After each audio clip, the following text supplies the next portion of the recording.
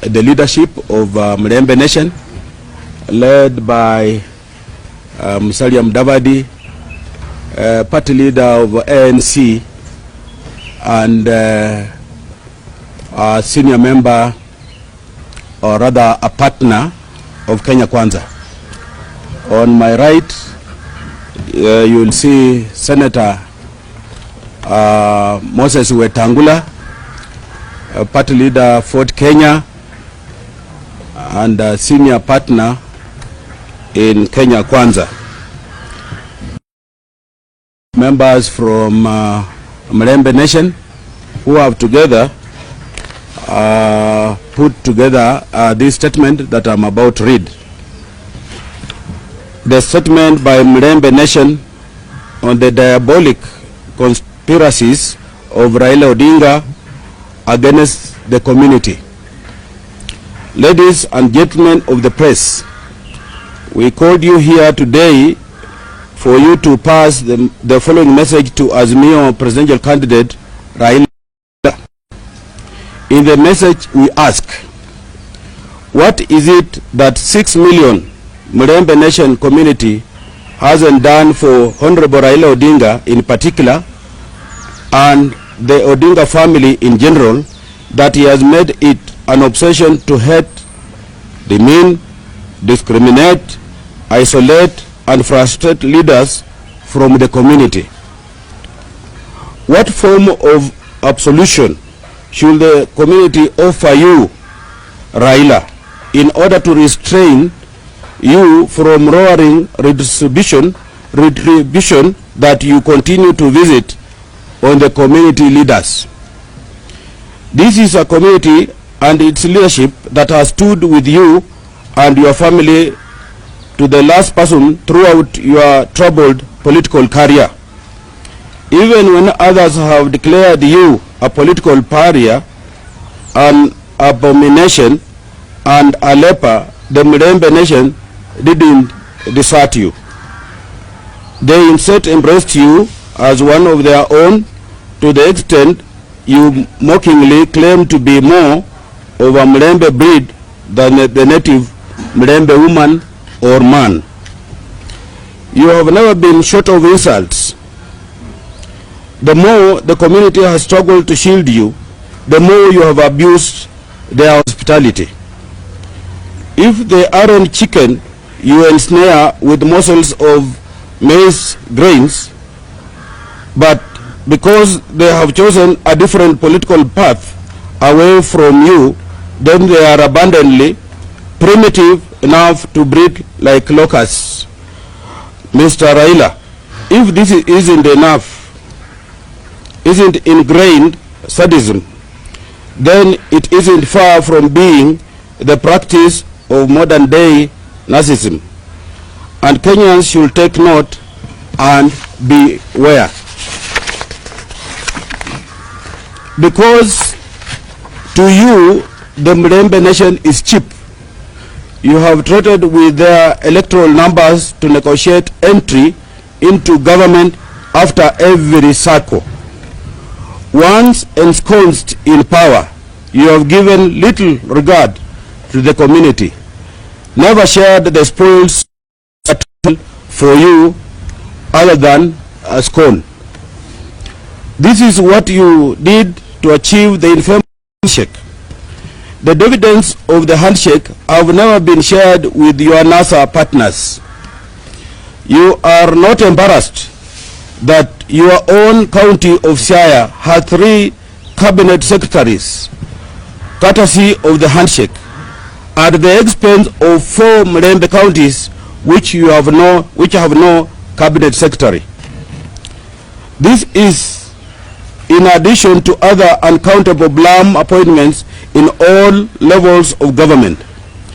Instead, you schemed to kill NASA to stop a son of Mutembei rising to presidency. To you, as long as Mutembei leaders aren't supporting you, they are criminals ab initio, but are weupe kama pamba if they are your lapdogs. We have not forgotten how you demeaned our late hero, His Excellency Michael Kijana Wamalwa, by unleashing extreme violence at the Fort Kenya Party meeting in Thika in 1995 with a view of snatching the party from him. You exported your signature of violence to a Kenya Kwanza meeting held at Jacaranda Grounds, Nairobi on Sunday, yesterday, with a view of zoning some regions in the country. Because the Mutembei nation has charted a different political path in this year's general elections, your insults have become personal. When Honorable Musalia Mudavadi makes a passionate case against runaway economic hardships suffered by majority Kenyans, then he is a howling dog to you. He isn't the only one who continues to be ridiculed by you. Others have fared extremely badly in your deceit. Honorable Moses Wetangula received a nasty thank you when you dethroned him as minority leader in Senate. This is despite the NASA agreement apportioning the position to the Fort Kenya partner. Then followed a season of agency and a trophy against Mutembei leaders. You removed Chris Wamalwa as a National Assembly Deputy Minority Leader.